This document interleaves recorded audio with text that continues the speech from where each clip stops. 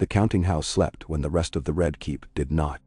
In the worst heat, when the city turned on its side and panted like a dog, the narrow windows of the treasury stood half-lidded in black, and the only breath inside was the rustle of parchment and the faint sighs of ledgers bowing under their own arithmetic. On such nights, Petyr Baelish preferred the quiet to any music in the brothels he'd once used as parlors. He dismissed his clerks early, sent the last half-sober scribe away with a soft word and a softer smile, and let the door lock by itself when the heavy plank found the iron collar of the floor. The smell was ink and lamp oil, and the dust of old coin, a smell like secrets burning. He drew a taper across a flint and coaxed a flame, then lit the 3 bronze lamps along his table.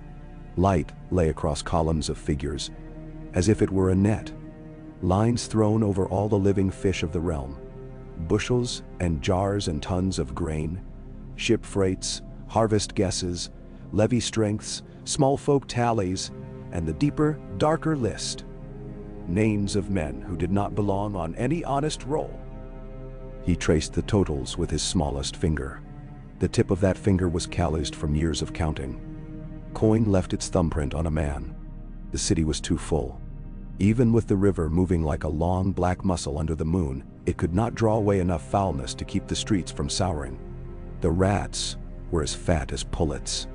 Bread sellers were cutting the loaves a finger narrower each week and hiding it with the clever tuck of a heel. If he turned his head, he could hear distant voices sleeping in unhappy dreams, all those souls piled up in brick nests and plank baskets, murmuring their grief. When a capital rotted, it began in cellars and on ledges, not in courts. He made a note about grain in Tyrosh, crossed it out, wrote it again. The price had risen. It would rise more if he let it. On the corner of his table lay a document so unadorned it was a kind of arrogance. Vellum, a wax seal impressed with a crowned stag that did not belong to the boy king in the tower, and words that walked like a march of hard men. Stannis Baratheon's claim sent to every high lord who could read and every lesser one who could hire a reader. The news had not come like lightning. It had spread like fever, catching in the throat of anyone who believed that blood did not lie. In the council chamber that morning, Cersei had not bothered to hide her disdain. She had laughed a little, too high. The kind of note that turns on itself and becomes a saw, and said something about a bitter brother gnawing on old bones. Lord Varys had smiled with his mouth and not his eyes.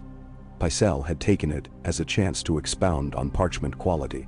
Petyr had kept his hands folded, as if in prayer, and had not let his gaze linger on the Queen's son. He read the letter again, not for its content now, but for its temperature. There was no heat in the prose, only the sterile burn of law. Stannis did not beg and did not cajole. He announced. There would be no mummers, no summer smiles. Stannis would come with the blunt end of a truth and an iron cudgel behind it. He was not a man to buy friends, but he understood that victory hired more allies than promises could. If Petyr wished to stitch himself to the winning standard, the needle would need to be thin, the thread nearly invisible. He blew the lamp out on the left so that shadows waded across the table and pooled around the letter. The blackwater wind eased itself through the window, as if checking on him. Petyr closed his eyes and let the city walk through him. The street of sisters sagging under the weight of old wood, the rings of cooks' smoke rising like the skirts of dancers, the gold cloaks at their dice on the steps of the mudgate, the baker who still cut his hair with a blade he had inherited from his father, the dyer's vats on the hook, clotted, stinking, precious. He had purchased the city a dozen times and sold it back again in pieces.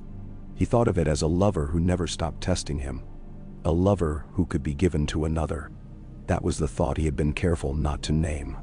It was a simple thing, really, as simple as adding a column of numbers.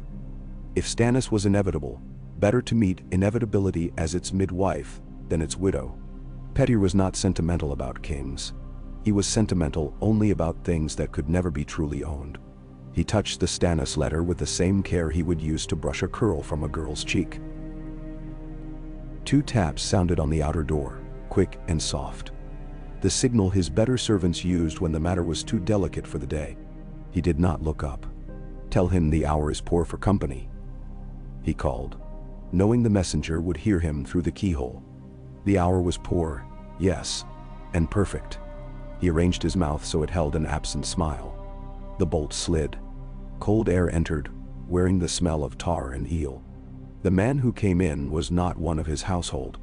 He had the ungiving, narrow face of a dockman who had learned to pretend he was a wall. The set of his shoulders said he did not bother with bows. His hands were clean in the way that men's hands are when they scrub themselves after something that cares about blood. He held a roll of sailcloth, charcoal marks on it that might mean nothing. Petyr leaned his elbow into his palm and rested 2 fingers on his temple, feigning a weariness he did not feel. "You should not be here, Davos," he said pleasantly. "If you are Davos at all." The Onion Knight did not flinch. The lamps made a polished dark of his eyes, 2 beads in which the room repeated itself with a little distortion. "You wrote that there would be a door no one watched," Davos Seaworth said. "You wrote that there would be coin enough to risk a long walk in a city that would hang me for it if it knew. I believed one of those letters. We'll see about the other." Petyr's smile widened by the width of a fingernail. The letter he had sent had not named Stannis, not named the sea, not named anything anyone could carry in a mouth to the wrong ear. It had promised a ledger of ships that would not be in harbor on a certain night. But it had been an invoice for kelp. "Men prefer to look at doors that open," he said, and gestured Davos to the chair by the table. The smuggler remained standing. It was better that way. The chair would have creaked and called attention to the wrong sort of intimacy. Wine? No. A simple word given in the style of a prayer. Davos found it easier to refuse than to accept. Petyr stood, so the height between them did not feel like a game someone else had arranged. He walked to the window and let the cool lick his lip. The river reflected no stars. The lamps along the quay were small and far, like piercings in a long ear. "You have a man on Lys who sometimes forgets to lock his counting chest," he said without turning. "He makes errors with tally sticks. I have covered some of those errors for him. He thinks I am generous. I think I am prudent. Generosity and prudence are twins when one stands in the right light."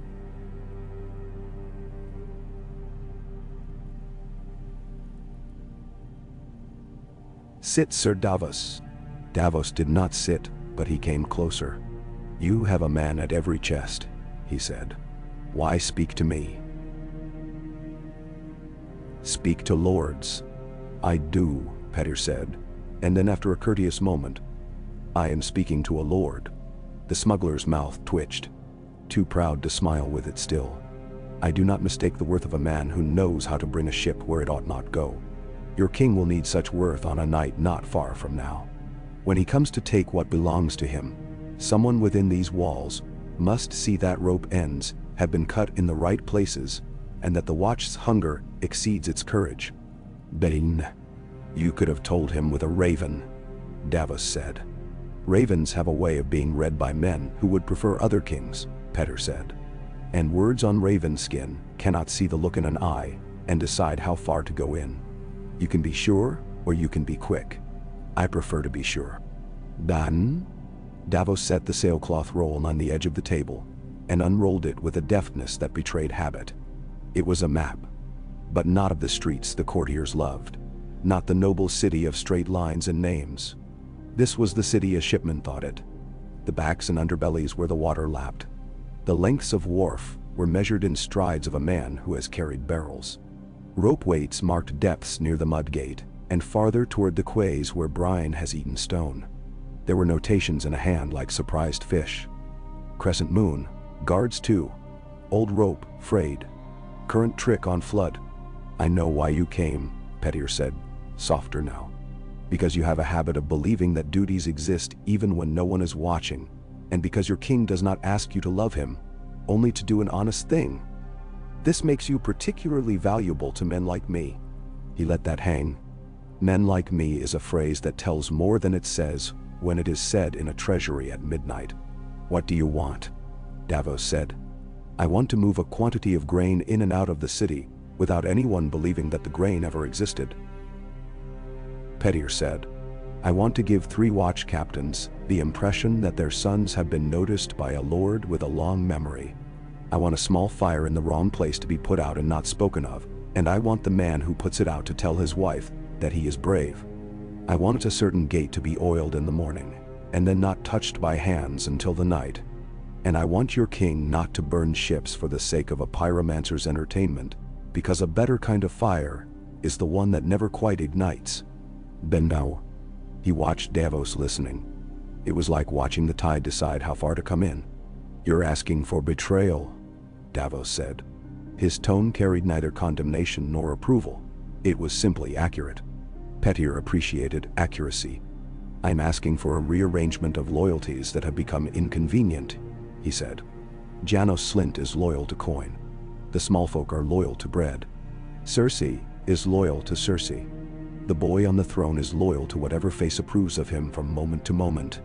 You are loyal to a man who thinks he is loyal to the law. We will let these loyalties do their work. We will not push hard. That is how trellises break and ruin fruit. Then, now, Davos rubbed the bridge of his nose. It was the nose of a man who has had it broken and never thought to complain. The king has a woman of red in his council, he said, as if the words had been forced up from a deep place.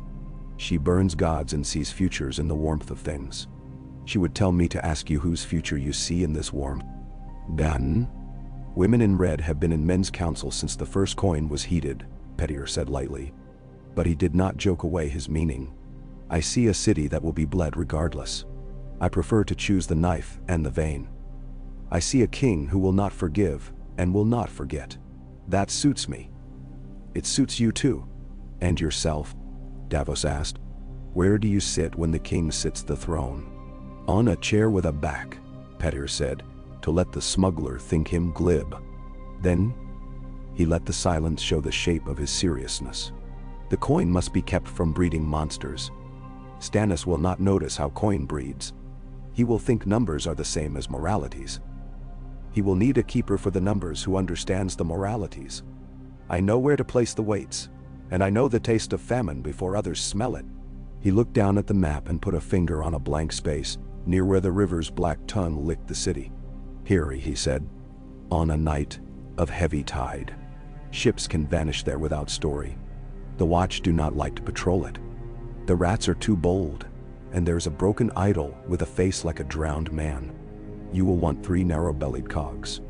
Paint them with smoke. Fill them with sacks and laboring men who can pretend to be drunk and then pretend to be sober. Then, the king is not a smuggler, Davos said.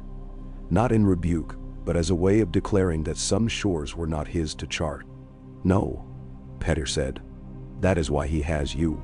Davos bent closer to the sailcloth and made a mark with a piece of charcoal he had brought in his palm. He did not ask for parchment. He made do with the roughness of what he had. Petyr watched the smuggler's fingers, the way they had learned to be careful without seeming to. Those are the best hands, he thought. Fingers that can count without miscounting. That can cut a rope end cleanly and leave the rope looking like it parted from age. Gold cloaks will look away, Davos said. They will be watching the queen, Petyr said. And let the word queen mean whichever Cersei preferred. There will be a quarrel that night between 2 men with very bright helms, over a whore who is no one's. It will be loud and stupid and placed under the Tower of the Hand. Another watch will discover a fire in a warehouse that holds only old boards and mouse shit. The captain there is ambitious. He will think himself a hero if he saves it, and he will want witnesses. I make very pretty witnesses. Davos lifted his eyes. If this is a lie, it is a clever one, he said. If it is true, it is treason. They mean the same thing when they succeed, Petyr said, softly enough that it could be the sound of lamp oil giving itself to flame. He rolled the sailcloth back and held it out. Davos did not take it. Keep it, Petyr said. Maps are a habit. A man who carries one begins to walk differently. The smuggler slid the roll back under his sleeve with a small twist, as if he were hiding a knife that had never been used for any honest cutting. He did not offer his hand. Petyr did not offer his. They stood a breath apart and did not promise to meet again. Davos moved to the door like a tide that had decided already, and then he paused, his head cocked slightly, as if listening to some other sea. You know what the king will ask me, he said. Why? Why would a man who has had his fill of power risk changing that meal? Dandro. Petyr turned his cheek to the window, letting the cool stroke him once more. Because I prefer a table with only one hungry man at it, he said. Cersei feeds too many mouths, even if they are her own. Tywin feeds his own memory. Renly feeds his vanity. Stannis feeds his law. I am fond of law when it empties other plates. Tell your king that the city can be opened like a purse if you know where the stitch is weak. I know the stitch. Mendamander. Davos nodded, as if that answer were as good as any answer a man like him would get in a place like this. He left without sound. The door settled. Petyr let out a breath and lifted the Stannis letter again. He held it up to the lamp. The seal was honest wax coloring, honest urns pouring out honest grain. He set it aside. He dipped his quill, and in a hand far more innocuous than his own. Crooked, a little thick, such as a minor factor might use to note the arrival of barrels in the yard. He wrote 3 orders for shipments that would never arrive and 3 notes of thanks to men who would be dead if certain things went unacknowledged. He wrote a letter to a wine merchant about the virtues of patience. He wrote a letter to the matron of a quiet house promising that a certain lord's debts would be forgiven in exchange for a certain rumor being heard by a certain ear on a certain afternoon. When he was done, the lamps had burned low and were making the faint hiss that companions make in late conspiracy. He pinched the last flame with wetted fingers and stood in the dark a moment longer than he needed to. In the dark, voices from the east wing rose. A prince's laugh blown sideways by wine. The scrape of a chair from a chamber where the queen spilled anger like perfume. He smiled to himself, because he had discovered long ago that people imagine conspiracies being hatched in night rooms. But most conspiracies are born in rooms like his. Bright, orderly, smelling of ink. He slept a little before dawn, in a bed in a room with a view of tile roofs that looked like shells in low tide. In his sleeping, he dreamed the smell of gulls, which is not the smell of the sea at all but of old salt and hung fish and the roofs of warehouses. When he woke, he knew it was time to see Varys. They met as men meet who wish to be seen meeting by no one. In the corridor that nothing is supposed to lead to, the one used by servants who carry whores for lords, and by lords who carry their own shame. Varys wore linen fine enough to make a lord's wife look twice, but his feet fell with the sound of a woman's in a garden. He smiled with some part of his face. Petyr admired him for changing the part now and then. It was a trifling, professional courtesy. "My dear Lord Baelish," Varys murmured. "You are early. That always makes me anxious." Early men tend to think they are doing something more clever than the rest of us. "Always give a man a minute more than he expects," Petyr said. "He will spend that minute telling himself stories, and stories are easier to count than coins." Varys spread his hands to show how empty they were. "You have the most useful sayings," he said. "One day I shall collect them and make a book for little lords to keep under their pillows." "You smell of lamp oil." "You smell of cloves," Petyr said. "Our unguents tell truths our tongues want." They walked together, their shoulders almost touching under an arch, past a tapestry of a hunt that had once stirred the blood of a king. The animals in it were ridiculous, painted by a man who had never seen anything killed but flies. Varys said, "How do you like our new letter? The one that sits in men's halls and stares at them from its unblinking little words." "Truth does not blink," Petyr said mildly. "Nor does a man who believes he is truth. What is the feeling in your parts?" "My parts are many," Varys said, and his voice made it light. "In the halls where men drink, the letter is a toy. In the kitchens where women talk, it is an ember. There is nothing so dangerous as a bit of fire carried in a dirty apron." "Menshan." "Then we must be sure the laundry's run," Petyr said. They ascended a stair that curled on itself, as if it were trying not to be seen. "Bread is thinner," he added. "Yes," Varys said. The sound stretched over the vowel like cloth over a bone. 8. The rate. A man with 1 child does not notice a week at a time, and a woman with 3 children notices every 3rd day. "I do hope you can magic us up more grain." "Bendero." "Magic," Petyr said, "is overvalued." He thought of the woman in red and the smell that would follow her. Incense turned fox-like by proximity to salt. The crown's debts do not permit us to pull loaves from air. We can change the air the loaves live in. He let his voice drop to an aside. Did you know that if you stack grain too carefully, it sweats and rots itself from the inside? It becomes a lie you cannot eat. Dear me, Varys said. One would think the gods do not favor accountants. Accountants who pray are amusing, Petyr said. Accountants who do not pray are useful. Varys studied him sidewise, the way one examines a piece of fruit for a softness that means rot and a softness that means ripeness. You have the look of a man who has chosen a road while pretending to admire the scenery of the others, the eunuch said. May I be allowed to admire your choice? You may be allowed to sit near the road, Petyr said. He let himself laugh once. There is a king in every stairwell if you listen with the wrong ear. He added. Just so, Varys said. There is also a butcher in every kitchen, and a midwife in every bed.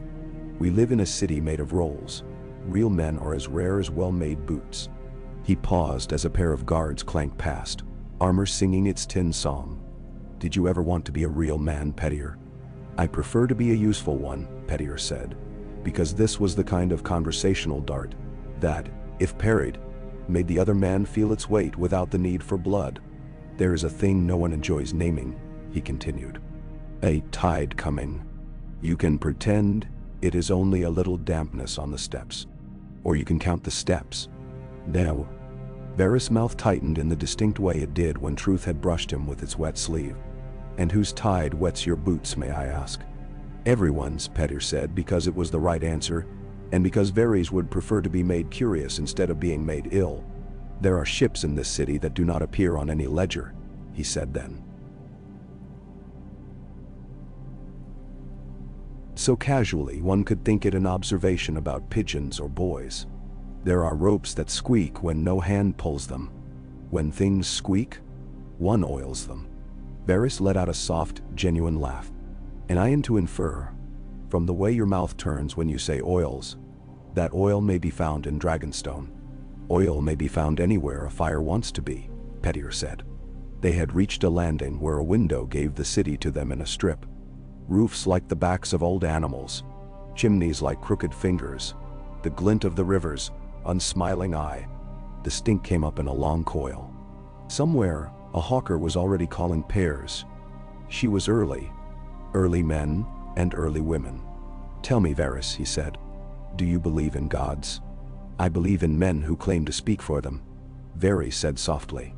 I believe such men are dangerous when no one needs them, and only tolerable when hunger makes their breath sweet. I think of gods as weather with an accent.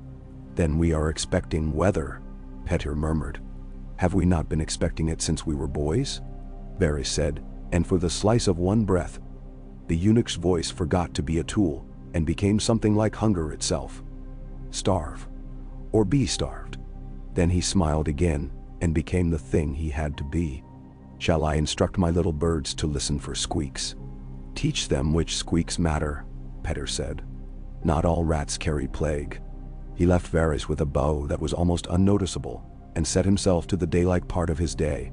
He met with scribes who had lost their pens under their own anxiety, with a grocer who wanted coin to pretend his bruised apples were not with Pycelle, who had a fur of sleep around his lips and smelled of a room that very much wanted to be aired.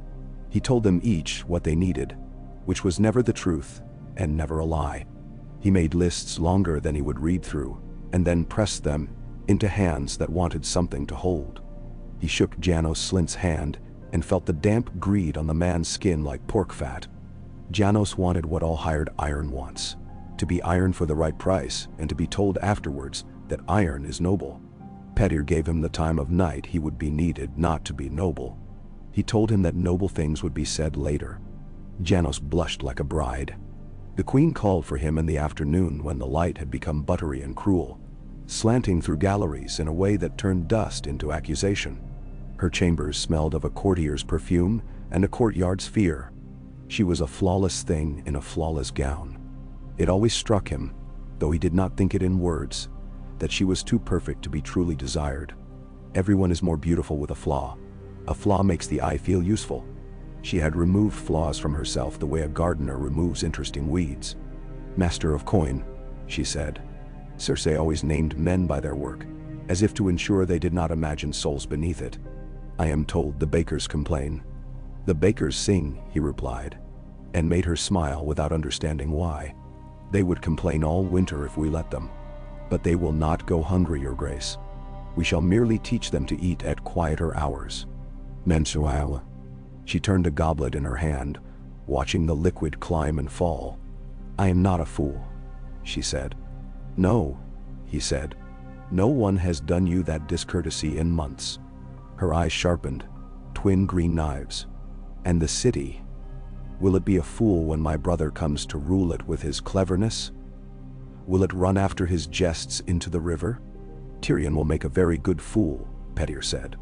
"Fools have more permission than lords. It is one of the old, true things." She leaned back. He saw, for a skimming instant, the girl she had been. A thing grown in shade among hard men. "I do not want bread riots," she said. And for a moment she told him something real. "I do not want them to spit when I pass." "They will not," he said. "They will keep their spittle for the gods. I will arrange a miracle for them at the Septi. Just a small one. Men forgive anything when something bleeds under a dome." She laughed brittle, but she was pleased. She did not ask him what would bleed. He would make something bleed. An ox, perhaps, with gilded horns. The pyromancers could stage a plume with green hints, and the septons would declaim about summer's faithfulness. The crowd would cry and go home with a story. Stories feed better than stale bread for a day. A girl's voice drifted from the adjoining room, practicing a song about roses. Petyr's neck knew the sound before his ear did. Sansa's voice could fill a room with the shape of a woman who had never been. That was her danger and her worth. Cersei followed his glance. "She sings to please me," the queen said. And then, after a heartbeat, "She sings to please herself." "She does both," Petyr said. He let his face become open in a way that implied fatherliness and not what lay beneath. "If the realm were made of voices, your grace, we should have no wars, only very long days." "The realm is made of swords," Cersei said. "Swords and wine and men, who think swords are as clever as coin." She lifted the goblet. "Will the coin do its work, Littlefinger?" "It always does," he said. "It does whatever I ask it to." He left her with that comfort, because she needed to be thinking of other enemies when the smaller ones went about their little business. That evening he visited a warehouse where an honest fire had started. He had arranged that honesty. He stood with the captain of the watch as men threw wet sacks like prayers. He congratulated. He clapped a grease-black shoulder. He told the man that the king would hear, and he even meant it. He would whisper something, and Joffrey would repeat it and think it his own. The captain glowed like bread. He ate sparingly that night. He had trained himself to need less when a plan required other men to fill themselves. After dark thickened, he took a quiet lickspit of a boy and 3 coins and sent them to 3 places where a gate's hinges needed oil. The boy could be trusted with the task because he had no family, and because he had the kind of eyes that see small things and do not make stories out of them. Stories ruin boys. He would ruin this one later, when the ruin would add to the sum. Tonight, he was an instrument. And because he was careful with instruments, Petyr slept again. He dreamed this time of a narrow set of steps cut in rock, damp, smelling of caves and the old breath of gods. He recognized Dragonstone, though he had never been so deep in it. He woke with the taste of salt on his tongue, and found that it was only the night air pressing the river against his teeth. Before the second dawn after Davos' visit, he left the keep by a door that had not opened for a decade. The man who turned its rust made a coin-clack disappearance in his own mouth. Petyr went in an unremarkable cloak with a linseed smell. He wore a knife whose hilt had been wrapped and rewrapped until the leather had a memory of his grip. He boarded a river skiff crewed by 2 men who had never in their lives used the word fate. They rowed him out into the Blackwater. The city slid away behind him as if embarrassed to be caught unpainted by that hour's light. He watched as a man watches a lover sleep, making small calculations about the position of limbs. They changed boats under the lee of a barge loaded with timber. He shifted to a craft that did not belong in any of his lists. The men in it were too quiet to be fishermen, too alert to be drunks. He laid himself down on the bottom like a parcel, letting the shape of the boat impose itself upon his back, feeling every plank's particular thickness. He thought of tide tables and watch posts, and the peculiar predictability of men who are bored. It pleased him more than any song. The rock of Dragonstone reared from the water like the back of something that had slept badly. The sky pressed its long blue like a lid. The boat slid into a cove whose mouth wore a beard of brown weed. Fingers of rock pointed like accusations. Petyr climbed a narrow path that had been cut by hands that despised the sea, even as they lived off it. The guards who met him had faces that looked like old bread. Davos came to meet him with none of the pretense of a courtier, only a short nod, the formal kind learned from watching men who cared about forms in spite of themselves. He was brought to Stannis not in a justice hall, but in a chamber that smelled of salt and steel, and a candle made of something he did not wish to name. The man by the window, the man whose posture seemed to hold up the fortress by refusing to bend, turned slowly.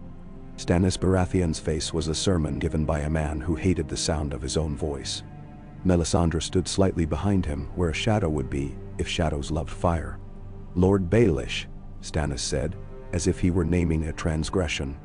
"Your Grace," Petyr replied, giving him the title as he would hand a man the knife he means to use. With the blade pointed inward, Melisandre's mouth curved, not in mockery but in interest. She was not beautiful in any way that mattered.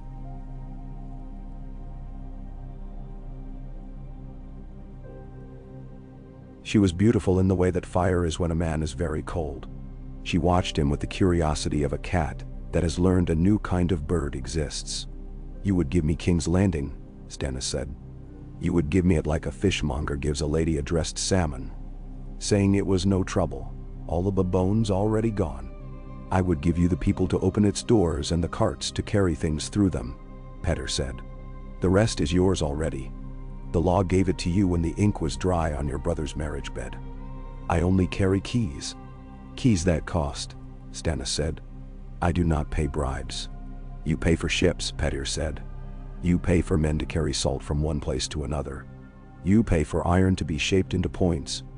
You will pay for bread when the ovens fall silent and you need them to speak. You will not call it a bribe. I will not call it anything. We will write numbers and the realm will breathe. Names are for other men." Stannis came closer. The scar under his eye made the skin there a punctuation that did not belong in his sentence. "You betrayed Ned Stark," he said, without rancor, like a magistrate entering a fact in ink. "You will betray others." "I will betray everyone," Petyr said pleasantly, "in a fashion that is predictable to me. That is what it means to be loyal to one thing only. I am loyal to the arithmetic of power. You are loyal to the arithmetic of blood. These are not enemies, not today." Melisandre's voice fell into the room then, soft and steady, warm as wine that has sat in the sun but not boiled. "He tells the truth," she said, and the surprise on Stannis' face was as brief as a candle flick. Not the whole truth, but a truth that burns without smoke. He's the kind of lie the night itself tolerates, because it carries stars in it. "Ben, I do not worship your God," Petyr said politely. "But then, gods do not need men's worship to do what they do. Do you need this city, Lord Stannis? Or do you need the thing that the city pretends to be?" "Both," Stannis said. He did not try to make it sound like he wanted one more than the other. "If I come by sea, Joffrey will burn the harbor. If I come by land, Tywin will meet me before the walls. If I wait, the Tyrells will feed the Lannisters. If I move too quickly, I will waste men I cannot replace. You would solve this with a bribe." "Melisandre, there is more than one way to bribe," Petyr said. "You can bribe a door with oil. You can bribe a man with a rumor. You can bribe a crowd with a little blood at the right hour. You can bribe a ship with a bit of tide. You can even bribe hunger with a promise that it will be full tomorrow." He stepped to the table and placed a map he had carried under his cloak upon it. It was the same that Davos had held, but now it had grown small additions. A star here, a cross there, the mark for a boy with clever legs and a woman with a sister in the watch. "If you will let your onion knight be an onion knight once more," he said. "If you will let him slip things through a place that believes no one is watching it, the city can cough without anyone thinking it is dying. On that night, the watch will be busy. The gates will be heavy, but their heaviness will have been prepared for. The mud gate will be an honest mud gate. The boy will be watching a mummer storm. The queen will. The boy will be watching herself." Stannis looked at the marks. He looked at Petyr with the expression of a man staring at a wall that may be a door if one finds the seam. "And if I refuse," he said, "then I will make a great show of trying to save you from yourself and sell chairs to men who wish to watch," Petyr said in a voice like a benediction. "I prefer the first plan. I am a simple man. I dislike changing accounts midstream." Davos said nothing. Melisandre watched the space between the two men as if something were moving through it that neither of them could quite see. Stannis did not move for a long time. When he did, it was only to place a finger on a mark Petyr had made near the river's toothy turn. "This," he said. "This is where the guard is laziest, because there are 3 steps broken and no work has been done to mend them. This is where a strong man could lift a chain if the chain were not new. The chain is not new. Very well." He looked up and into Petyr's face as if removing a question from it. "I will take your bribes. If you cheat me, I will kill you. If you do not cheat me, I may still kill you. It will depend on the day and the numbers." Petyr bowed his head as if receiving an anointment. "I am a man of cheerful temperament," he said. "I enjoy surprises." "Then enjoy this," Stannis said. "You will swear to me now. Not in words a court can write down, but with what you are. You will do what you have drawn here, and when I am in the city, you will watch my justice like other men watch plays. And if you find that you are bored by my justice, you will do your sums in silence."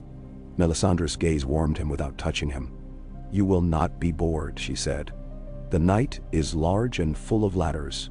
Petyr smiled at that, because even prophets cannot help but try metaphors, and because ladders had always suited him.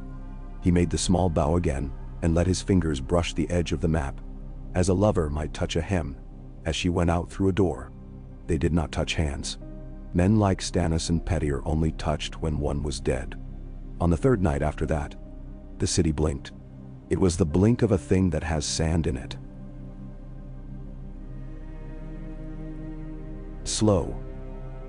Irritated. Missing something crucial. A fire leapt at a warehouse by the river, and was tamed heroically. 2 men in gold clashed swords like children, and a whore laughed until she cried and told 10 people what had not happened. The mud gate's hinges gleamed like a new coin under a lamplight that had been placed there for civic pride. A boy ran 3 errands as if born with the knowledge of streets. A captain of the watch discovered that a man had noticed his son. He stood taller than his armor. On the water, 3 boats move like thoughts a man tries not to think. On the eastern horizon, something like a darker band of night arrived, and in it, the faintest suggestion of order. Sails that held wind because they believed in discipline. The pyromancer's guildhouse slept like a cat. The queen slept for an hour, and woke for 2, and slept again, dreaming of birds with men's faces. The boy king dreamed of a stag that did not die when he shot it. Petyr, in his bed with the small window, lay awake, counting breaths, counting heartbeats, counting the tremors the city gave off when certain things enter certain rooms. He did not need to see the sails. He had learned to feel the tuck of current through stone. He let the numbers parade. He considered the edge of every error. He decided where he would smile and where he would be grave when dawn brought questions. He slept just before dawn. He dreamed of stacked coin and how, if one knocked a tower at the right place, it did not come down at all but shifted, changing its center in such a way that no one remembered where it had been. He woke smiling. The river's long breath was in his room. The counting house lamps were cold. The city had not yet remembered that it could shout. He rose and washed in water that smelled of tin. He dressed with care, as a man does on a day when he will be asked what his hands have done, and he means to show them clean. He walked to the window and watched the first beggar of morning choose his patch of sun. He said nothing to himself. He did not need to. The day would provide words enough. The sum of all that he had moved had now entered the part where it stops being his and becomes an event. He went to his table and found that Varys had left him a small plum. The eunuch liked to be whimsical with fruit. It was his way of saying, "I know you sleep." Petyr ate it, the skin breaking with a sound like a decision. He licked the sweet from his thumb and reached for a quill. The bells began not long after. Not the bells of terror that clang when walls are taken. Not yet, but the smaller bells of fishermen and of temples, marking a prayer to a god who loves dawn. They braided. He wrote while they braided, instructions for grain and a note to a bookseller about a rare volume of histories, and a little poem about debt that would make a whore laugh and repeat it to a man who needed to hear something other than his own importance. When the larger bell spoke, the city's throat caught. It was not a scream. It was the indrawn breath of a thing about to name a new master. Petyr dipped his quill once more and let a drop fall where it did not matter. He put his hand flat on the table. He felt the vibration come up through the wood from somewhere far, far below, transmitted by stone and intention. "Very well," he said into the empty room, as one might say to a clerk who has finally returned with a stack of paper. "Let us balance the accounts." "Okay." The bells answered themselves, over the river and back again, as if the Blackwater had learned to speak, and was practicing the shape of a word had long wished to say. Petyr stood listening until the sound ceased to be sound and became the trembling of stone. That was what he had wanted. The realm to forget its voice was its own. He folded the note to the bookseller and placed it neatly by the inkwell. The plumstone Varys had left was the only untidy thing upon his table. He left it there to see if the day would move it. Outside, the castle had begun its nervous marchings.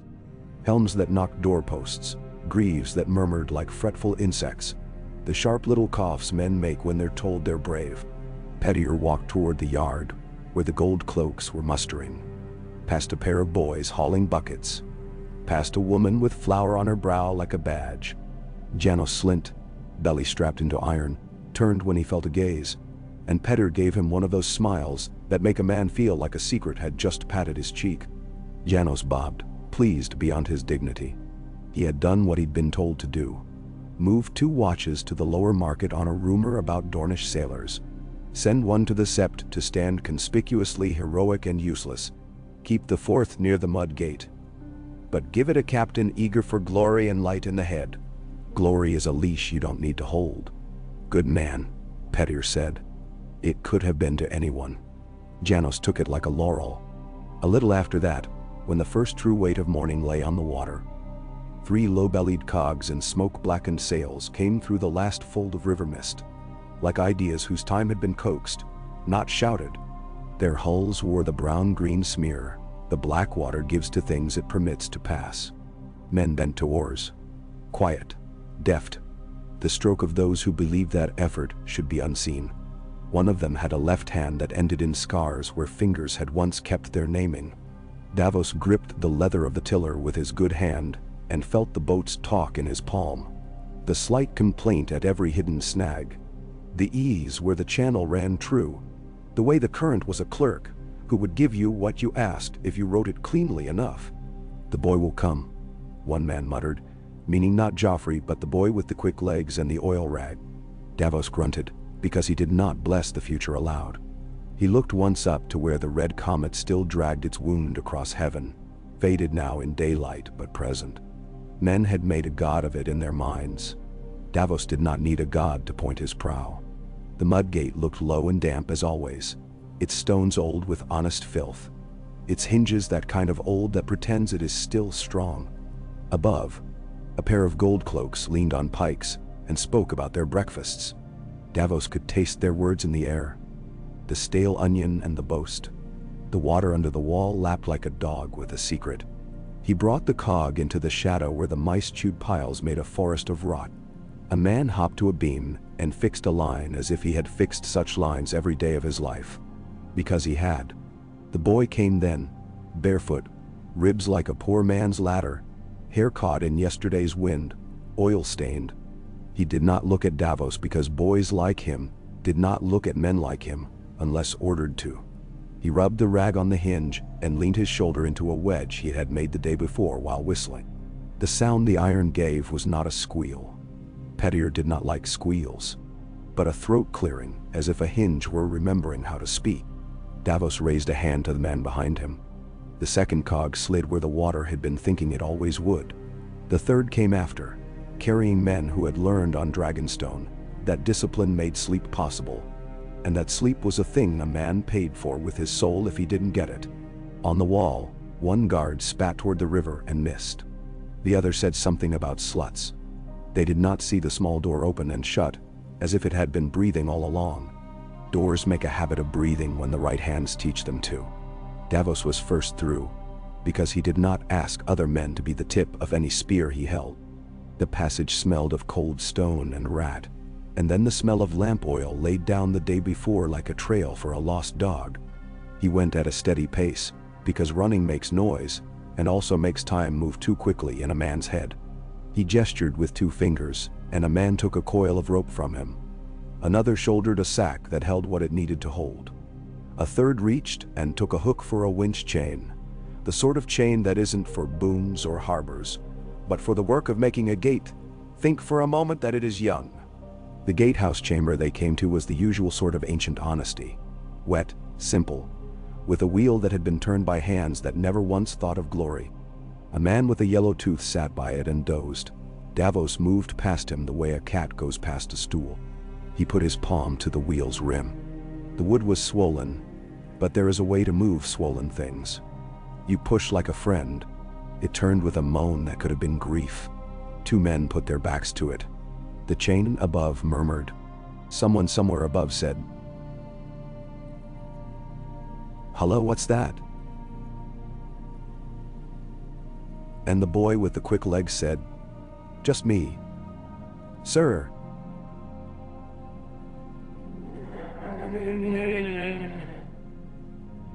Getting this muck to shine? And Dave not? Because blessings are also notices. The Sallyport gave an inch of night, then 2.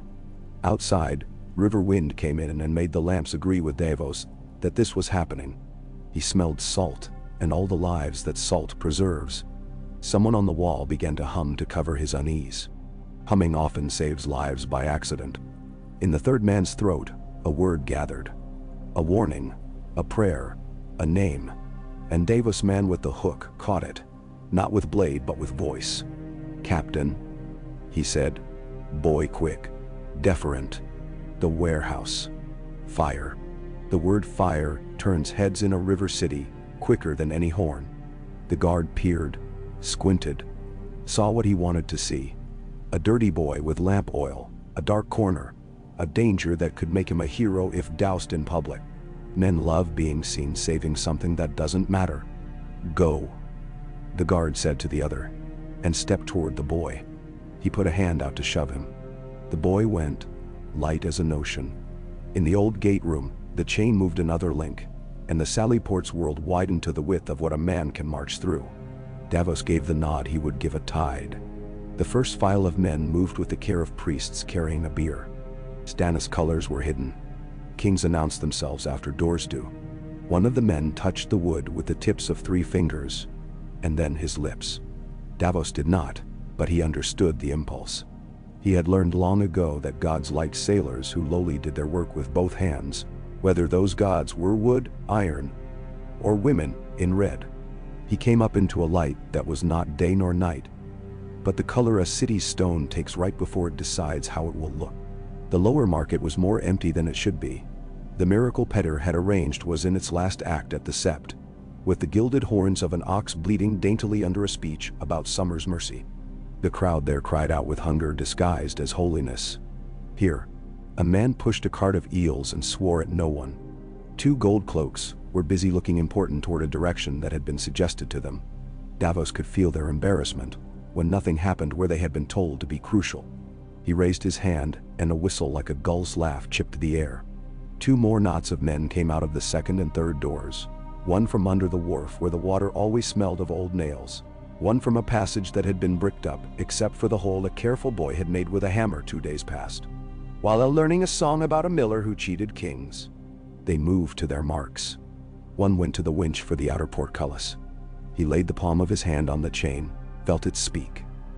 The oldness, the fear of breaking, the habit of obeying when a man leans right. He leaned, and it obeyed. Upriver, sails like quiet thoughts rounded the bend with a patience that made mock of panic. Stannis' banner was rolled. His men's faces were not. On the Fury, the king himself looked like a carved promise. He hated waiting, and had trained himself to be good at it. He watched the mouth of the mud gate with the eye of a man who could tell by a wife's sigh whether the stew was oversalted before he tasted it. Beside him, a woman in red watched the same square of wall with joy, because joy was what she had taught herself to feel when her god moved. Davos' sons were on other decks, hands to rope, a prayer or two in their mouths, because men do that before anything with edges, saying the names of things they want to remember while they still can. Matho stood by the catapult, his face trying to be older. "Signal," Stannis said when a lantern winked the way it had been told. He did not raise his voice. He did not lower it. He did not ask his conscience permission. He had consulted it long ago and written its answer in ink. "Oars," he said, and the Fury leaned into the river like a horse making ready to run. Men moved as if their motion had been learned in a school that did not forgive. On Dragonstone, Stannis had taught motion to mean survival. "Your fire sleeps," he said to Melisandre, as if idly, not looking at her. "Let it sleep. It dreams."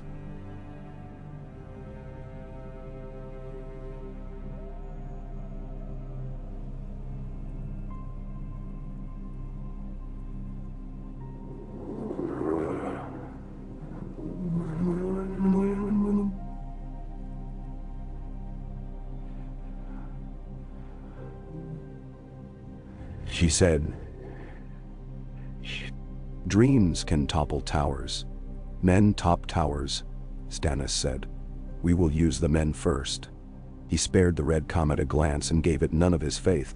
In the city, Petyr walked through a street where women had thrown wash water and turned dust into paste. And he watched his feet, not for fear of mud, but for affection. A man who loves a place watches where he treads. He turned in at the sept side door and stood in the angle where stone meets stone and drops its draft. He watched the small miracle end. The ox sank gracefully. The blood took the shape of a story as it ran. Halley's apprentices released their little green sighs in the air above the altar that made men think the gods had colored the smoke. The septon in his spangled cloth cried summer, and the small folk cried back. He saw 3 pickpockets do their work respectfully. He saw a man forget his hatred for kings for the length of a prayer. He saw a woman remember hers before the last word was done. And then the bells beyond spoke, and every head turned like birds. He left by the vestry and went toward the river with his hands properly folded. Varys found him without looking like he had found him, which was a trick Petyr respected.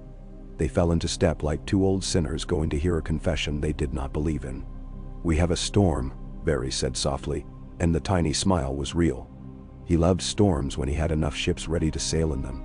"We have weather," Petyr replied, and gave the other man just enough of a look to tell him that the sum had reached the interesting column. "Will the queen go to her tower?" "She will go to her mirror, and then to Maegor's, which is the same destination by different stairs," Varys said. "She has sent for Sansa." "Of course," Petyr murmured. "We must keep her believing she is magnanimous." "Do we?" Varys asked, not idle. Magnanimity and fear taste so alike to some palates. "Both are fattening," Petyr said. "We will feed whichever she reaches faster." They parted at a place where a man was selling knives, worn too thin to be useful to anyone but thieves. Petyr bought one, because knives like that make men talk. He slid it into his sleeve as if he had only scratched an itch. The first true fighting took shape at the fish market, where the goldcloaks on duty discovered that the noise outside the gate did not match the story they had been telling themselves about how day would go. A portion of them had been given coin to be brave somewhere else. Those who remained were the sort of men who needed to be brave in front of other men to believe it themselves. They formed awkwardly, too tight, too proud, pikes forward with their points uncombed. They saw men in drab coming through the sally port and thought smugglers. "Thieves. Rats," they shouted to frighten. The men who came through did not frighten like that. They moved because a man behind them would step into them if they faltered. They had their fear tucked away in their belts. Davos, 2 paces behind the first rank, saw the sergeant on the gold cloak's left. Good shoulders, a mouth like a scar, a man who'd been sober more days than drunk, and he chose him because you always choose the spine. He stepped through the pikes so quickly a clumsy man would have bled. He put the hilt of his sword into the surgeon's jaw, and then his knee into his thigh, and the man's leg forgot its work. He did not kill him. The killing happened elsewhere. Because when one spine goes, the rest of a thing tries to decide if it is a rope or a nest. The first 2 gold cloaks made the wrong decision and died loudly. The third dropped his pike and lived. Davos hated loudness in fighting. It made men stupid. He shouted once only, "Down the chain," and the man at the winch made the gate do what gates do when no one is proud enough to make them stubborn. The outer portcullis rose by grudges until it was high enough for a man in a helm to walk under without losing his crest. Outside, the Fury's first boat kissed stone, and men in antlered badges but plain surcoats ran their hands over the city like the blind recognizing a familiar face. "No sack," Stannis had said, and he had meant it with the meanness of a saint. Davos liked him for that meanness. A man is spared some sins when his king is the sort who forbids joying in them. From the steps of the fish market, a woman hit a soldier with a kipper. He laughed and shoved her, and she laughed because she was alive. Then someone screamed because someone always must when the world changes its furniture. The scream frightened a boy into flinging a cobblestone, which hit a gold cloak who had been about to put down his spear, and he killed the boy by mistake. The world brought its bill.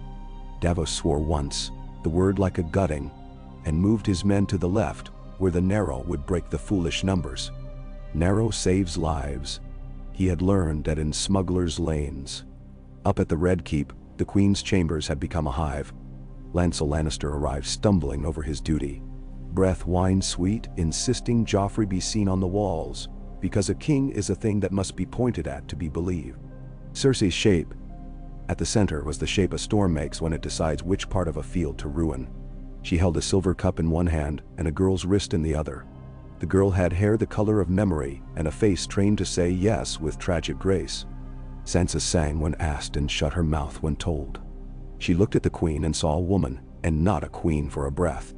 Then she looked away because truth is impolite in royal rooms. "Tell the White Cloaks," Cersei said. "Go, Lancel. If my son's men see white, they will remember who they are." "They are already white, your grace," Lancel said, and flushed because he had meant cloaks and somehow meant faces. "The Hound," Cersei said, and Sandor Clegane's name scraped the room like a file on rust. He came in smelling faintly of horses and fire left too near leather. His eyes were the color a dark well has. He looked at the queen the way men look at knives they have to use. He looked at Sansa the way men look at something they will not say aloud. "You'll go with the king," Cersei told him. "You will stand where he stands. You will kill whatever makes him afraid." Sandor looked at Joffrey. Small and sharp, and pleased to be needed. He thought of the way boys keep insects and pull wings and called it teaching. He said, because it was what made him move, not because he was in love with the order. He felt his face ache where it always did. He thought of fire and told himself it would be small, festival fire, sept fire, not the kind that finds you in a dream and sets light to the place where your life hides. He took the boy by the arm and made him a king by moving him where men could see him and call him so. He did not tell the queen that the sound the bells made had put a little emptiness in his stomach like a candle might make. Sandor had learned long ago that emptiness is private. On the river stairs, Stannis put his boot on the stone and disliked it. He disliked other men's stone under his foot. It felt like a lie he had not asked for. He put up with it in the way he put up with most things. He turned to a lord with a gull on his banner and said, "Hold the quay. Kill looters. Hang too if you must. No more. If I see rape, I will kill the man who did it and the man who led it." The gull lord nodded, as if he had just been made certain of a thing he had wanted to believe. Stannis had that gift. His cruelty was the sort that made other men decent in front of it. Melisandre moved at his shoulder, neither quite beside him nor behind him, as if she were his reflection in a glass that told the truth too brightly. Her gaze took in the city like a woman appraising a tapestry she would like to unspool. So the thread could be used for something that mattered. The walls are not as high as pride, she said softly. Pride falls harder. Walls fall when men at the bottom are given an order, and men at the top forget to give an order, Stannis said. We will help both kinds. He raised his hand, and the men he owned spread like a stain toward the lanes that led up through the market. He had studied maps and bread routes and horse habits. Davos had put pins where words fail. Stannis had put thought where pins fail. Pettier crossed paths with a group of white cloaks moving urgently toward the yard. He counted them. 1, 2, 3, 4. He did not see Jaime because Jaime was in a pen in the Riverlands and would not be out for some time. Meryn Trant's gait he recognized by the lazy scrape of arrogance. He filed it. Mandon Moore had a stiffer step, and his eyes were ink-splotch unreadable. Pettier filed that as well. Boros Blount was wide and breathy, the sort of mass that metal makes when it has been fed more than it should. They were a habit disguised as a wall. He watched them pass, and then he watched a page chasing them with a forgotten scabbard, and he let himself speak kindly to the boy for a heartbeat. Men remember kindness like they remember debt. Women remember it like a cut they rub. In the lower city, a rope snapped somewhere, and men cursed. Davos lifted his hand to still his own line and then signaled a detour through a lane where raw fish hung like flags. A woman shrieked at them because she had hung the fish neatly, and men in boots never see neatness unless it has a color they respect. One of his men murmured an apology and placed a coin on a nail where she would find it. Davos saw and loved the man for it, and would never say so. He marked the turn he'd take later with a knot in his mind. When you take a city, the city will try to take you back in little ways. You must pay it something it values, so it does not demand your throat. A stone clattered from the roof above him, bounced, hit a man's brow hard enough to bring blood, and did no more. Davos didn't look up. Looking up makes you meet eyes you might have to kill. He tasted copper and black water both, and for a breath he thought of Maria and their table, and the feel of a wooden spoon in his hand on a morning that was not murder. He put the spoon down in his mind gently, and moved on. By the time the sun had reached a height a city's cats find offensive, men were fighting in 3 places that mattered, making noise in 5 that didn't, praying in 20 useless corners, and bargaining everywhere. Pettier had calculated where the bargaining would work. 3 watch captains had discovered they could be promoted simply by being elsewhere. One good surgeon, with a wife who could not bear, discovered he would be given a child from the kitchens to call his if he kept his men at the sept for 1 hour more. He wept quietly when no one looked, and then straightened and did as commanded, which was the same as what he had wanted to do. At the Red Keep, the inner gates closed with a sigh like an old woman settling. Cersei sat in the small hall with Sansa at her elbow, and a ring of ladies with their fear dressed. She played with her cup. Wine made her look as if she had blood where she had bled pride. She spoke of bravery and mercy. She spoke of traitors. She spoke of brothers who would burn. She especially spoke of how men must love. And the ladies who listened knew they were hearing a woman write a letter to time. A little table at her side held a small stoppered vial. She did not look at it. She made sure others saw it and then forgot it, which is the same as looking at it in the way that matters. Sansa sang when told, because there are doors in castles that open to songs. Her voice turned the air mild, even under the word traitor, even under the weight of the bells. When she finished, Cersei took her wrist and squeezed hard enough to be remembered. You will see how a queen behaves, she said softly. Soft as a blade lightly to gauge a throat. And then you will forget it, and remember only praise. Yes, your grace, Sansa said, and thought of a river she had never seen in winter, and of a man with a long face who had stood once in a godswood, and told her that silent gods say as much as loud ones. She thought of the smell of hot bread in Winterfell's yard. She thought of the hound's eyes, which were cruelty's shape, and something else, something too private to name. She folded her hands and told them to be empty. Sandor brought Joffrey to the battlements, made him look at the thing kings must look at, if they are to be taken seriously by men who die. The boy wanted to strike something to make it his. He pointed at a man with antlers on his sleeve and declared by name that he would have his head. Sandor made the boy point at 5 other things so he could wear out his certainty. Below, Stannis' standard unfurled at last. The crowned stag was not golden enough to please Psalms. It was the color of law. "You see?" Joffrey said, voice piping as if still at play. "The stag for the stag. He thinks he's the stag. He's a goat." He laughed a little. The laugh died because the men below did not look like goats. They looked like men about to come upstairs and ask for a reckoning. Joffrey's face went pale like a man surprised by his own mirror. Sandor saw the change, felt the shift inside himself that was a kindness he would deny. "If you are done with pointing," he said, "we'll get you in out of the sun. You'll watch from Maegor's. A king's duty is not to be killed by a stray arrow." He did not add, "not by fire." He did not say, "I would take an arrow rather than see that again." "I'll be seen," Joffrey insisted, petulant with fear. "They'll see me. They've seen you," Sandor said. He did not ask permission.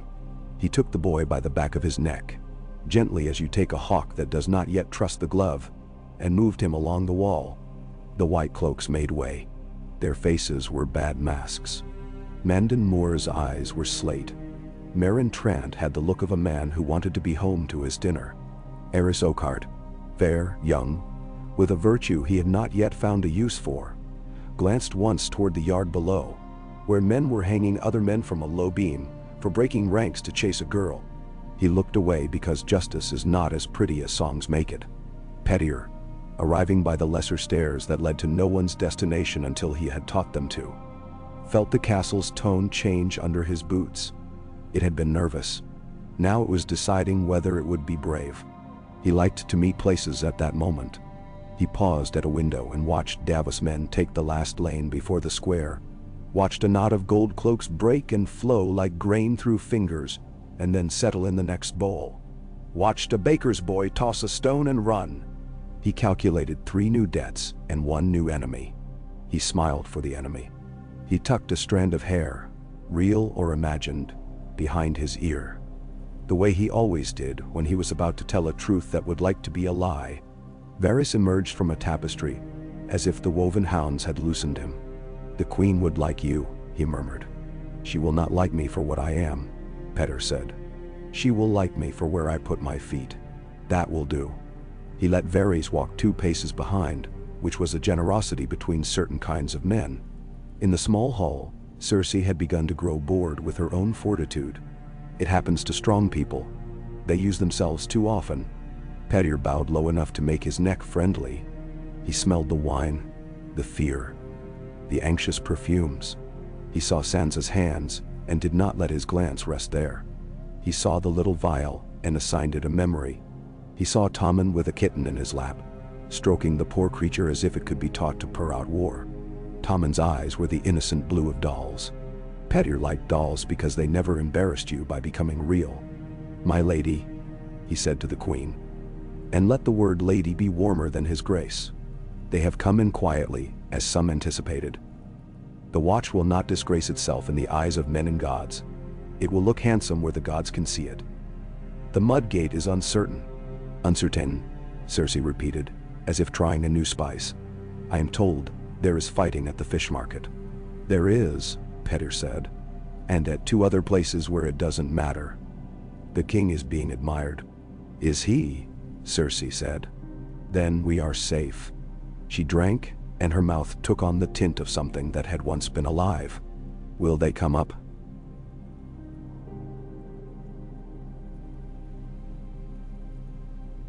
she asked, and mocked herself for asking with a curl of lip. "Will they try for me here? Will my father arrive and put them to flight, and my son will be the one they tell stories about?" "Your father does many things," Pettier said, which was a way of saying perhaps and no. "And you will be disappointed. Stannis does fewer. He does them well. He will not sack if he can help it. He is fond of the law. He is fond of killing," she said. "Fondness varies." She turned her head then, sharp as a hawk, to look at Sansa Tay. "Sing again." Sing the one about the little birds who did not learn the king's name and were punished. Sansa opened her mouth and closed it and opened it. A song came out. Petyr did not listen to the words because he knew that with Sansa, the words were not what mattered. It was the line her voice drew across the moment. It kept men from doing stupid things while it lasted. He made himself breathe with the song and felt the shape of the room settle like a cloth that has been shaken and now lies properly. When it ended, Cersei patted Sansa's hand as if she were a spaniel. "You see," she said to no one, "we are still beautiful." "If the queen commands it," Petyr said, and smiled as if flattered. Then he inclined his head in the direction of the yard. Should Makers be prepared for a guest who believes he is a king? It is always prepared for a king.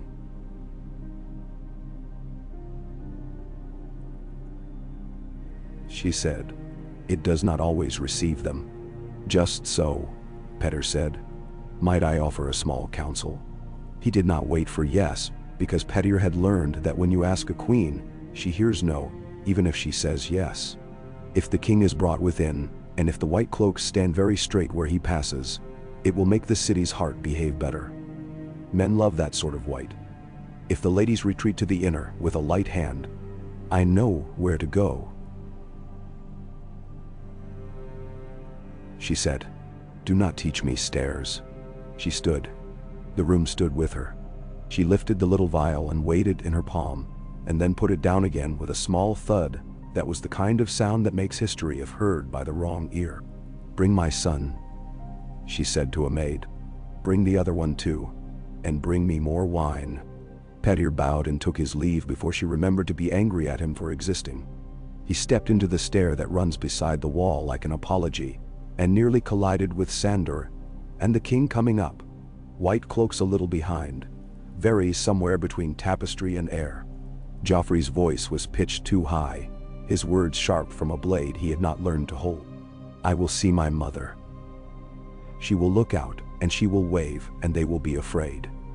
They will be afraid," he repeated, and Petyr felt a brief pity for childish incantations.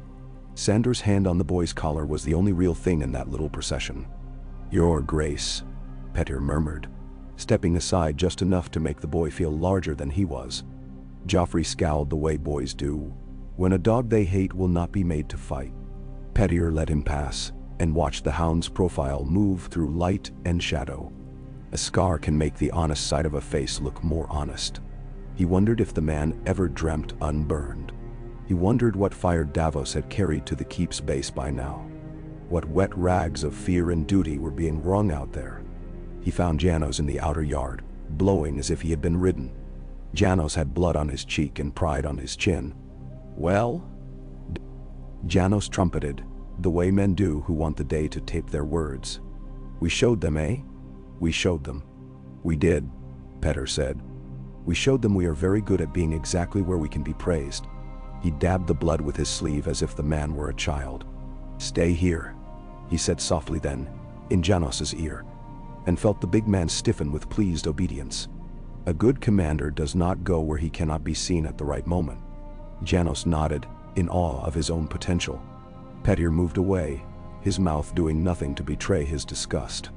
On the slope below the keep, Davos and his file climbed a set of stairs that had been cut when the rock was younger. A girl sat at the top with a basket of weeds, and watched them with the calm of someone for whom men with steel were a seasonal irritation, like storms.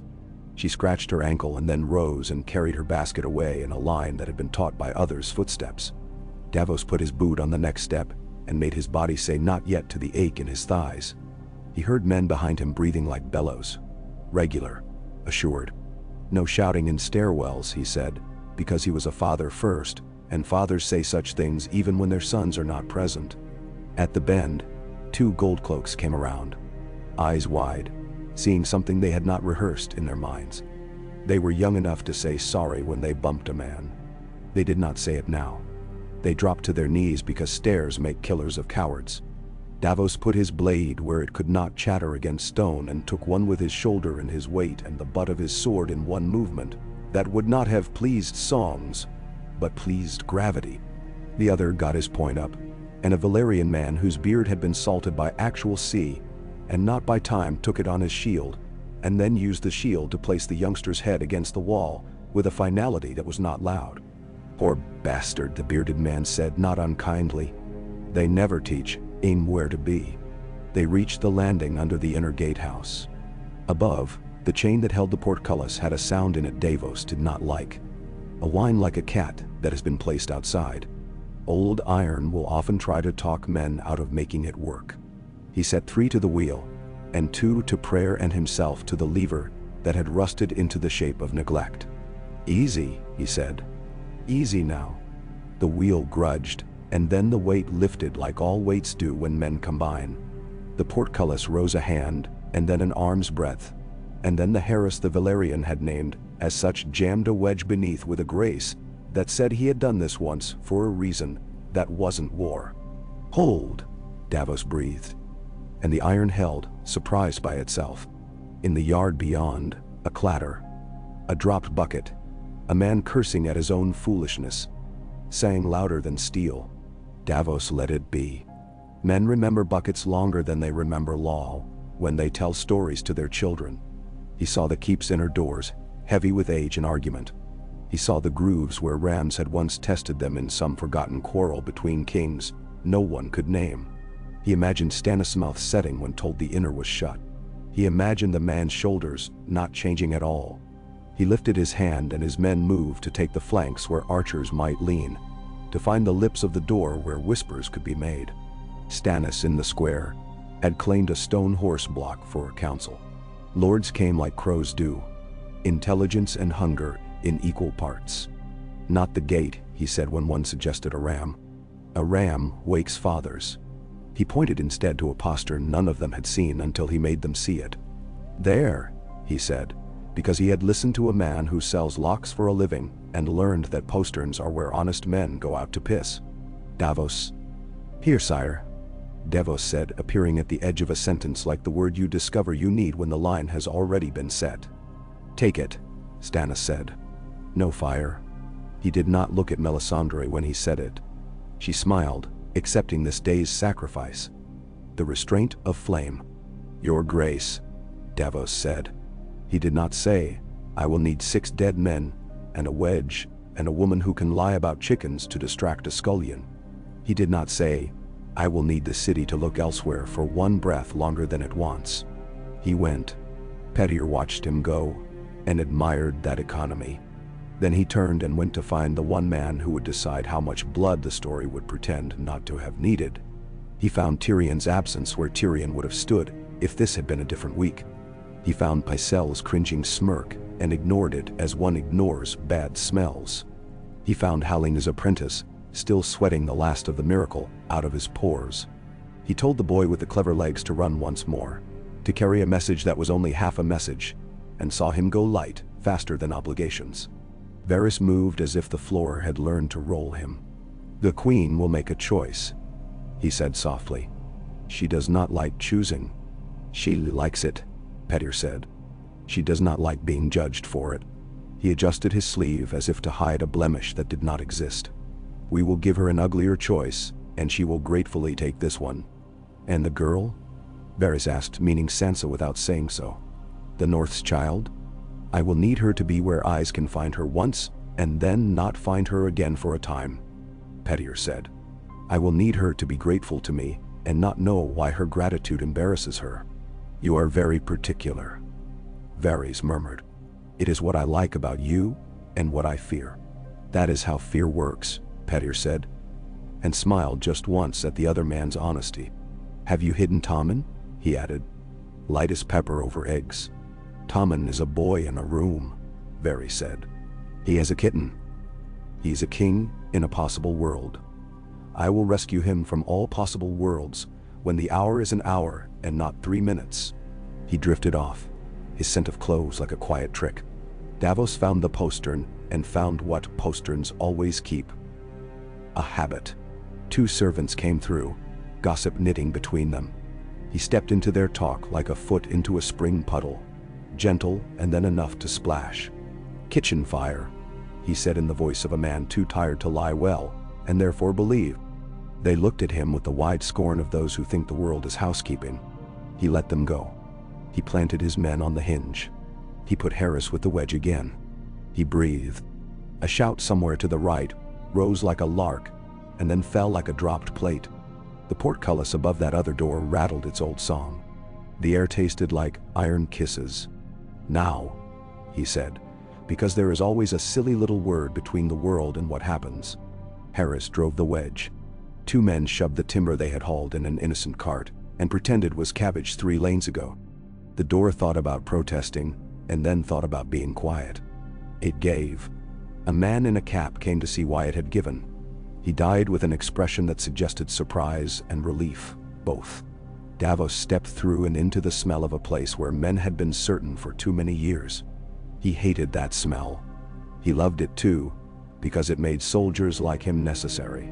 Within Maegor's, Cersei took Joffrey's face between her hands and kissed his brow and said a thing that history would remember if there were anyone honest enough to write it down properly. "Be careful," she said.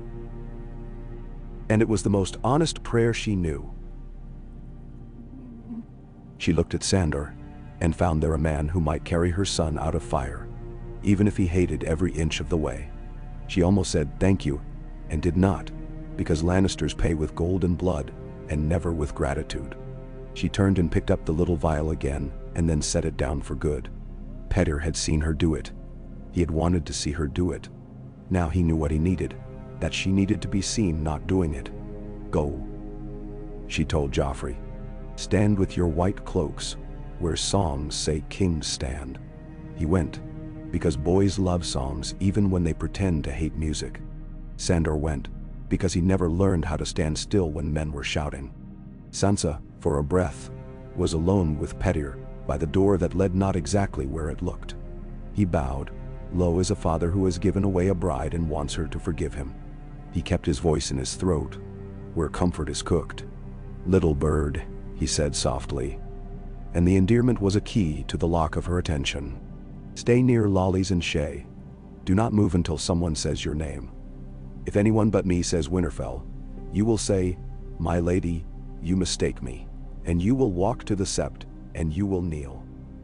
And when I take your arm you will cry, but you will not know why." "I... why?" Sansa asked, as if the word had come on its own. "Because the day is hot," he said. And for a moment, he let her see kindness without teeth. "Because sometimes crying is a thing a woman may do, and not be accused of anything but being a woman. Men make mistakes when women cry." He stepped away because if he stayed he would be discovered loving something, and Petyr preferred his loves to be things he could sell. The first stag banner showed in the second yard like a thought the stone had been trying not to have. The antlers were black against the light. A man held them high because a weight that is a symbol is lighter than any other. A white cloak moved to block. A file of men in plain surcoats moved to unblock. A hedge knight, whose name Davos would never know, decided to be history and died for the chance. Blood ran in quiet runnels toward a drain whose grating had been crafted by a smith who had made a pattern of leaves because he had had a daughter once who liked leaves. Sandor cut, dot-eyed. Men who had thought they knew how men die learned the difference between knowing and seeing. He kept the boy behind him by putting his body where bodies collide. He felt a kiss of heat somewhere, small, from a torch overturned, and the cold sweat came as it always did, and he pushed it down the well he kept inside where the dark was quieter than it has any right to be. In the square below, Stannis refused a horse because you do not sit a horse in another man's city until it is yours. He walked. Men see a man walking and believe him to be heavier. A woman threw a bucket of filth and hit a lord of the marches, and he took it with better grace than his grandfather would have, because Stannis had already killed one looter, and men do not laugh when their king is in that sort of mood. Melisandre walked at his shoulder like a rumor of dawn. She smelled of spiced wine left today. She smiled in a way that made men think of warmth they did not deserve. Petyr found himself on the same step as Varys again because some wheels are well greased. "One more turn," Varys breathed, like a hand on a dowel. "One more," Petyr said. He watched a line of spearmen advance with the exactness of a table. It pleased him to see geometry put to work. He watched a door change its mind about being closed.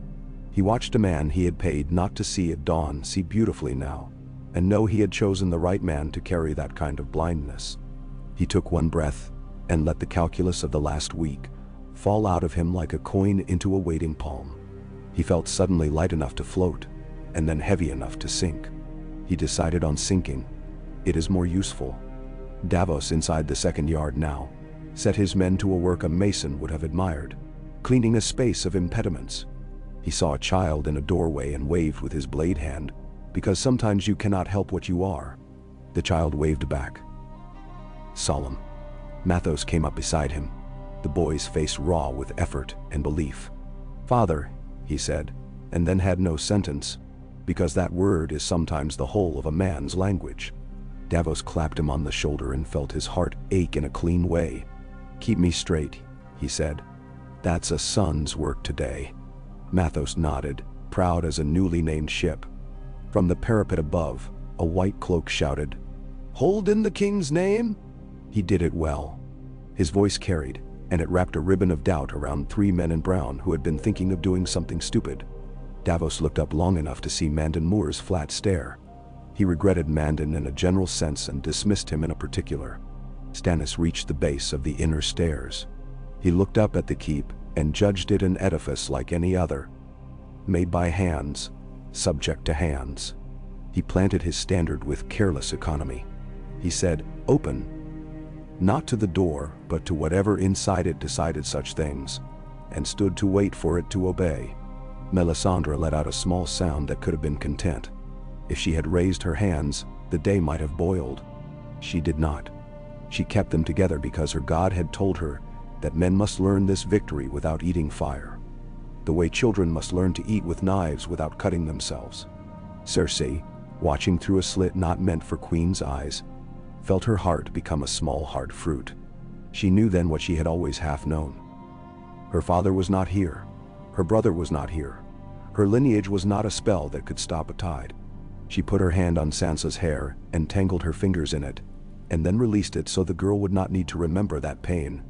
She turned to the ladies and said something about valor,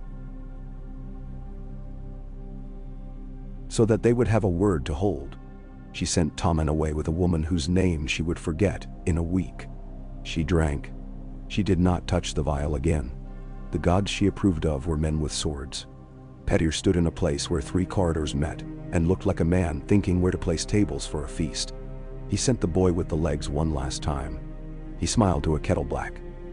This one was still only a sellsword with half-clean boots, and pressed a coin into his glove, not for the service today, but for the service tomorrow when the story must be told. He saw Sandor coming back toward him with the king in tow, and stepped aside again, always aside, always present, and not in the way. Joffrey had a smear of soot on his cheek and thought it was a scar, and Petyr put that in his pocket. "Lord Baelish," Sandor said, not with respect and not without it. Their eyes met for a sliver. Both men recognized the Uter's species. "Hound," Petyr said. "We are all well led this morning." Sandor's mouth twisted, as if the words tasted of ash. He passed on. Davos reached the door to the small hall from the inside, and put his hand there as if he could feel the queen's pulse through wood. He did not knock. He let his presence sit like a bench outside a house. An arrangement. A fact. "Open," he said at last, and his voice did not ask. On the other side, men moved furniture, and then put it back in place, and then moved it again. That's how fear works. At length a little door within the big one unlatched with a betrayed mouse's click, and a face peered. A steward who had been handsome before worry had made art upon him.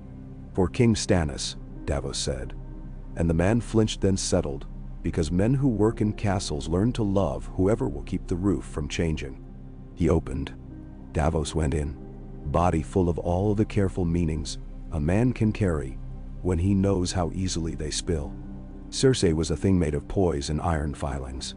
Her smile was the last craft of a nation. Sansa stood tall, because she had decided that was her one weapon, and she would not sell it cheap.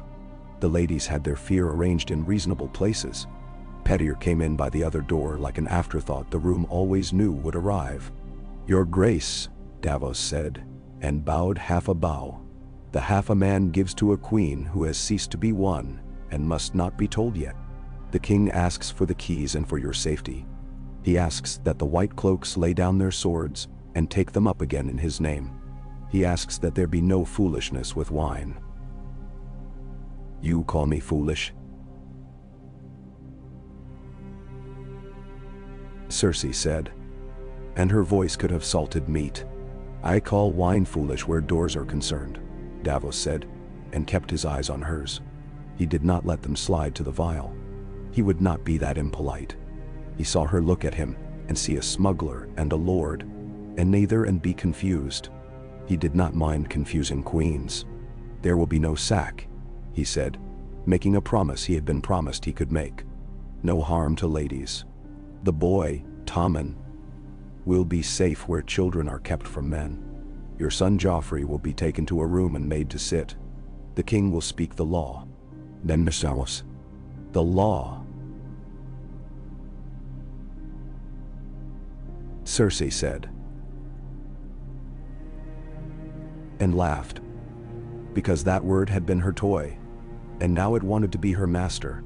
She set the cup down and did not touch it again. And what do you call the law, smuggler? Do you call it the thing that says a woman's children are not her own? Do you call it the thing that says a brother had no right to love a sister? Do you call it a paper with a stag on it? Ben Shao. I call it the thing that keeps men with torches from coming into rooms like this, Davos said, and his voice was tired in a way that can comfort women better than gentleness. I call it the thing that keeps your sons living until a better thing can be found. I call it the thing that lets you sleep. If a better thing is to be found, it will not be found today. It will be found by men who are not holding rams. Sansa looked at him then with a gratitude that made his throat ache. He did not look back for long because he had sons to think of, and because he had a king to keep from folly, and because kindness shared is sometimes kindness spent. Keys, Cersei said, to no one and everyone. The steward who had once been handsome brought a ring of iron that clinked like old money. She took it in her hand and weighed it, and then threw it to Davos. He caught it one-handed, the way men do who have learned to do everything one-handed.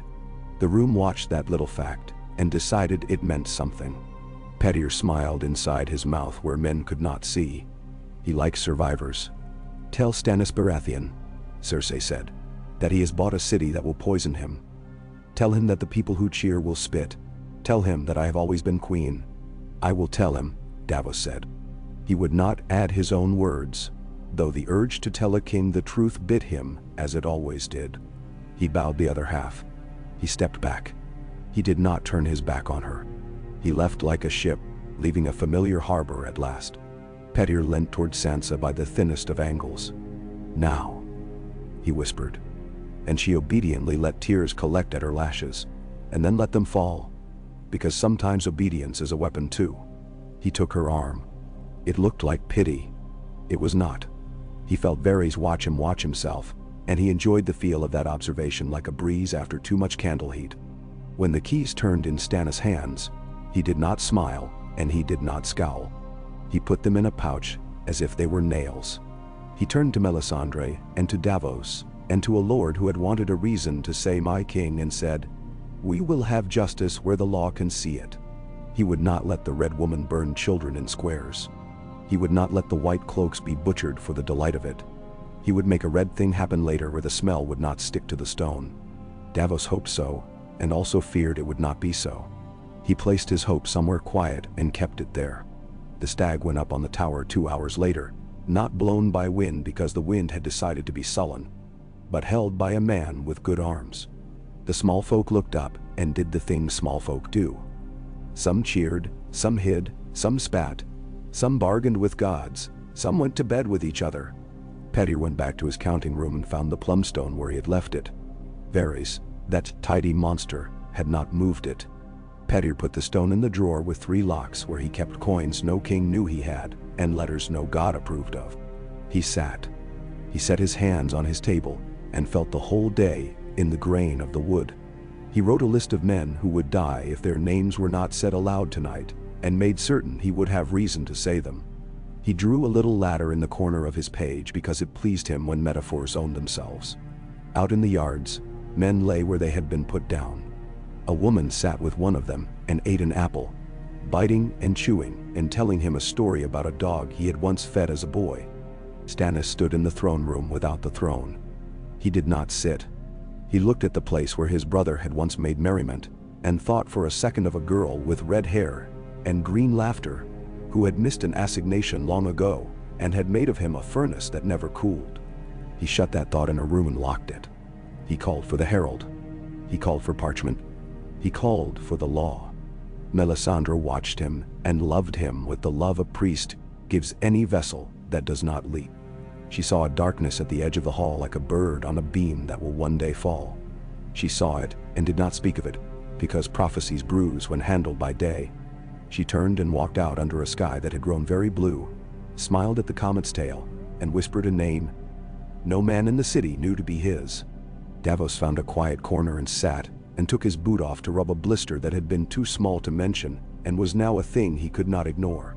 He thought of Mariah and of onions, and of the feel of his youngest boy's hair under his palm when he was still small enough to carry.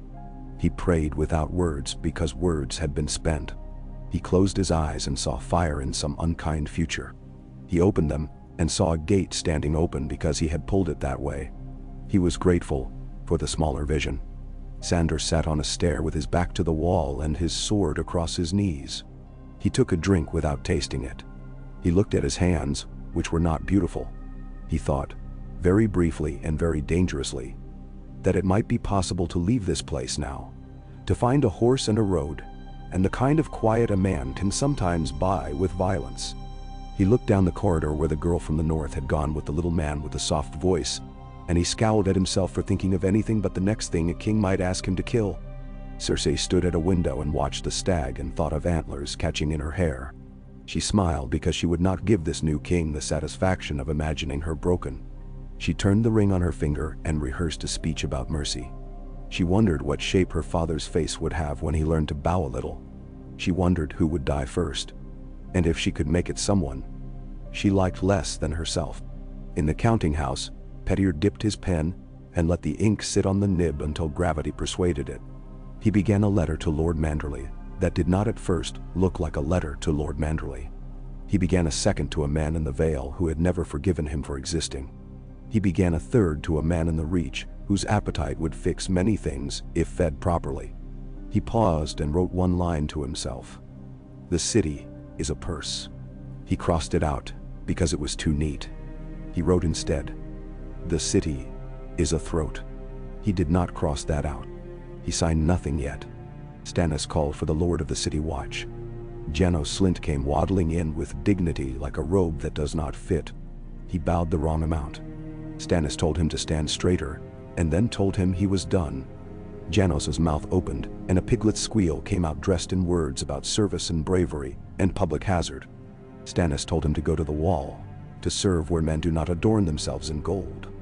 Janos said, my lord, and then your grace, and then nothing. He left, full of the knowledge that he had been made small in a way that iron cannot hide. Pettyr watched that with something like joy and something like hunger. He loved it when men discovered what they were. Sansa sat on a bench in a corridor that smelled of wax and thyme. Shay sat on one side of her and Lolly's on the other, and for a moment the three of them could have been sisters, because fear makes girls kin. Pettyr came and took Sansa's hand and said, we will go here, and led her away that was not away and brought her out into a place where light fell in a long laced sheet on the floor. He let her look at the stag and learn what new shape the world had. You will tell no one what you feel, he murmured. I feel. She began, and obeyed herself at last, and did not finish. Good, he said. Feeling is a thing we do in a different room. He released her, and she sat, and folded her hands, and became a Winterfell statue for 3 breaths, and then remembered to be a girl and blinked. He watched her learn and loved her the way a collector loves the one piece he will never sell, but would if the price were correct. He went away before he could ruin it by speaking. In the lower city, a man who had woken thinking it would be a day like any other day, found that his little daughter had become a woman because she had watched soldiers pass and had decided she had survived something, and that survival is womanhood. He kissed her brow and told her she would always be a child to him, and she laughed in his face. And he laughed too because everything was absurd. At dusk, when the sun had reddened itself trying to imitate the comet and failed, Stannis stood in the throne room and listened to names. He listened well. He ordered trials where men had expected swords. He ordered swords where men had expected trials. He sent letters to men whose letters to him he had not burned. He sent a man to the wall, and another to the kitchens, and another to his death. He did not once ask anyone to like him. At the edge of the hall, Melisandre watched and saw, brief and hot, a vision of a boy with black hair and a wolf's eyes, standing on a wall of ice bigger than any city, and then it was gone. She filed it beside the taste of smoke, and the name she had spoken on the steps. Petty went back once more to the counting house, and sat with no lamplight, listening to the city's new breath. Somewhere a horse sang for herself and not for coin. Somewhere a priest took off a robe and kept on believing. Somewhere a man with a hammered nose counted his teeth with his tongue, and found one missing, and decided to be happy with the number that remained. He took the plumstone from the drawer and turned it in his fingers. He put it in his mouth and rolled it on his tongue like a lie, and then he spat it into his palm and threw it out the unlatched window. He listened for it to hit the cobbles, and did not hear it. He smiled, because that is how he liked his seeds, lost where they could take root in his absence. Night declared itself. Torches made their small arguments with dark. The river slicked its way along the city's feet, unconvinced by any of this. Davos walked once round the perimeter of the keep and tested the locks with his eyes, because men who grew up poor always test locks. Sandor lay down on a rush-strewn pallet and dreamed of fire, and woke with his blade in his hand, and no one near him, and laughed once like a dog. Cersei turned on her side and looked at the line of light under her door, and hated it for not being green. Sansa whispered the names of the seven, and then, because she was a Stark, and in spite of what she had been taught, she whispered the name of a tree. Stannis stood alone for a little, the way he allowed himself to when no one would have to be told he had done it. He put his hand on the stone and felt it cold. He did not love it, and he did not hate it. He thought of a boy in a tower whose blood had not asked to be complicated. He thought of a law that would not forgive him if he forgave. He thought of a war that began the moment a flag went up. He did not pray. He spoke in his head the same way he spoke aloud, and promised himself he would not let the city become a purse, or a throat, or anything but a place where the law slept, without dreaming too strangely. He knew he would fail, and vowed to fail in a way that kept more men alive than killed. Petyr closed his eyes and sorted tomorrow into piles. He put the Vale into a quiet pile, the North into a future pile, the Reach into a dangerous pile, the Riverlands into a chaotic pile, the Westerlands into a revenge pile. He placed Sansa like a queen on a chessboard that had not been built yet. He placed Varys on no board at all, because Varys always built his own and hid it under the table. He placed Stannis at the center, because for now that was useful. He placed himself nowhere visible, which is the best position of all.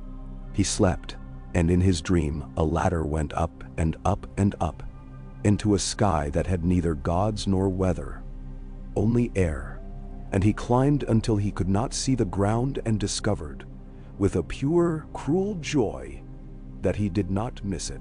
Dawn made the city look honest again. It always does.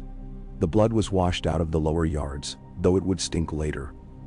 The small folk came back to their patterns, bent over their tasks as if nothing had been rearranged except the color of a banner. The bells were quiet, the river talked to itself. The stag still flew, and men grew used to it. That is what men do. On the steps of the Sept, Helene's boys swept up the char from yesterday's miracle, and whistled a tune whose notes remembered green, and not the reason for it. Messages went on their ways. The ravenry muttered like old men. The first letter to Winterfell's void flew, and would not be answered by Ned Stark, because the dead are poor correspondents. It would be read by other hands, with other futures in their bones. In the Vale, a man glanced up from a mountain eyrie and imagined, without truth, that he could keep the world's noise out by building higher walls. In the Reach, a woman smiled at breakfast, because a thought she had had about roses and iron had just come true of its own accord. In the Westerlands, a lion nursed a wound to its pride, and sharpened a tooth. In the Stormlands, rain began without asking permission. On the river, ships rocked, content to be ships. Davos found Mathos and made him eat, biting off a portion of bread with the same sternness he used for orders. "You'll take the grace the gods give," he said when the boy balked at the stale. Mathos smiled as if it were a fresh loaf.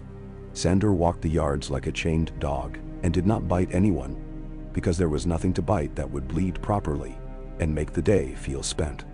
Cersei summoned a mirror and, seeing herself, decided to hate the new light and not herself. Sansa dressed in a gown the color of leaf and told herself it would be safe to look at the gods again, and promised herself she would ask them nothing when she did. Stannis began to sit on chairs meant for kings when reading papers meant for kings. He did not put on a crown.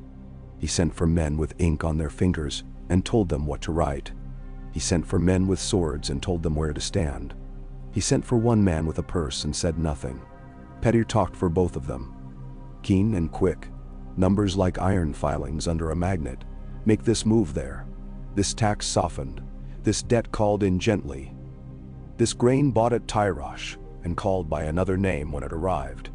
Stannis listened to it the way he listened to wind, as a thing he must learn to know without learning to like. "No tricks," he said once, and Petyr let his mouth half smile and thought of 1,000 tricks that were not tricks because he had decided to name them otherwise. "Economy is a law," Petyr said, and pleased himself with the truth of it.